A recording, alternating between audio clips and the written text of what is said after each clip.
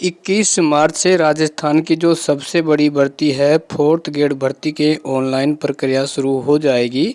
तो आपको कौन कौन सी सावधानी रखनी है, आपको फॉर्म कब तक भरना है, ताकि साथियों आपके जो सेंटर हैं वो आपके आसपास या आपके गृह जिले में देखने को मिले।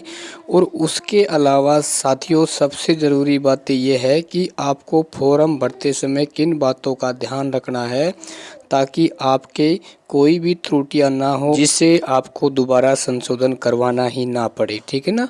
और आप किस प्रकार से तैयारी कर सकते हैं साथियों, कुछ मैं आपको मोटी मोटी बातें बताऊंगा जिससे आप राजस्थान की ये सबसे अधिक वैकेंसी इस भर्ती में आई है और आने वाले समय में इसमें पदों की संख्या में और बढ़ोतरी हो जाएगी।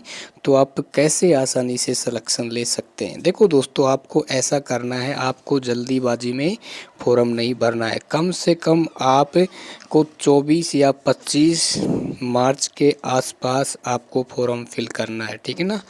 आपने जो भी क्वालिफ़िकेशन, जैसे मान लो आपने बीए कर रखी है या बीएड कर रखी है, ठीक है ना, तो आप अपने सभी डॉक्यूमेंट वहाँ लेके ज़रूर जाएं। देखो दोस्तों, इसका मतलब ये नहीं है कि 10वीं तक भर्ती है तो आप सिर्फ 10वीं की ही मार्कशीट लगा देंगे ना। कई बार क्या होता है, जो आपकी हाई क्वालिफ़िकेशन है वो भी बहुत ही महत्वपूर्ण रखती है आपके प्रमोशन में। ठीक है।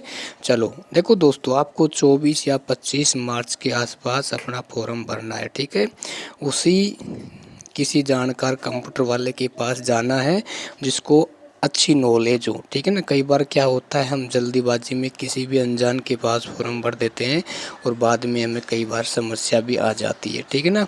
तो आराम से आपको क्या है, वेट करना है 2 दिन। उसके बाद 24-25 मार्च को आप जाएं अपने सभी डॉक्यूमेंट लेके। ठीक है ना।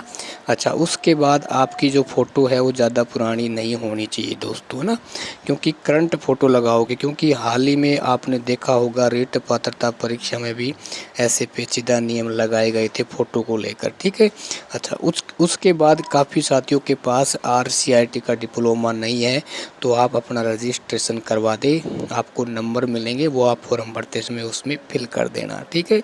अच्छा, उसके बाद देखो दोस्तों, बात की जाए कि इसमें कितने लाख आवेदन आएंगे, तो लगभग 35 या 40 लाख के आसपास इस भर्ती में आवेदन आने वाले हैं ना। और रही बात कि आप किस प्रकार इस भर्ती में तैयारी कर सकते हैं। देखो दोस्तों, मैं हरदम कहता हूँ, पहले आपको ये सोचना है मुझे इस भर्ती में सिलेक्शन लेना है, तो आपको उसी भर्ती की तैयारी करनी है। यदि आपको जल्दी नौकरी प्राप्त करनी है तो फोर्थ ग्रेड भर्ती की तैयारी करना शुरू कर दीजिए दोस्तों। और रही बात, आपको एक एक गाइड पढ़नी, ऐसा नहीं है राजस्थान जीके के लिए आप 2-2 3-3 गाइड पढ़ रहे हो, नहीं साथियों, आपको एक ही गाइड पे विश्वास करना है ना। और उसके अलावा इंग्लिश की भी आपको एक ही गाइड पढ़नी है, हिंदी की भी आपको एक ही गाइड पढ़नी है, यानी सभी टॉपिक वाइज आपके पास क्या है, एक एक गाइड होनी चाहिए, है ना।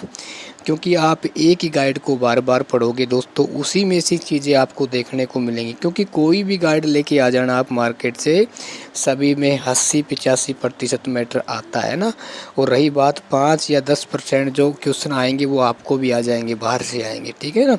क्योंकि आपका रिवीजन जितनी बार बार रिवीजन होगा साथियों, सफलता का एक ही मंत्र है, रिपीट रिपीट रिपीट। क्योंकि आपकी टेबल पे जब एक ही सामग्री होगी तो आपके अंदर भी कॉन्फिडेंस आएगा, है ना। आपकी पढ़ने की जो ऊर्जा है वो दुगनी होगी। मान लो आप 2-3 गाइड लेके आते हैं राजस्थान जीके के लिए, तो आपको टेंशन होगी कि अभी तो मैंने इसी गाइड को पढ़ा, अभी तो 2-3 गाइड और बची हुई है ना। तो एक ही गाइड में आप एक्सपर्ट बनो दोस्तों, निश्चित तौर से दोस्तों आपका सिलेक्शन होगा। इस बीच आपको और किसी भी भर्ती की साथियों तैयारी नहीं करनी है। आप फॉर्म भर सकते हैं बाकी भर्तियों के, लेकिन आप एक ही चीज़ के पीछे पड़ जाओ साथियों। ठीक है। आप लाइब्रेरी ज्वाइन कर सकते हो, आप अपना पर्सनल रूम ले सकते हो। पहले तो आपको ये देखना है कि भाई क्या आपकी घर पे पढ़ाई हो पा रही है, नहीं हो पा रही है तो आप अपनी लाइब्रेरी चले जाओ।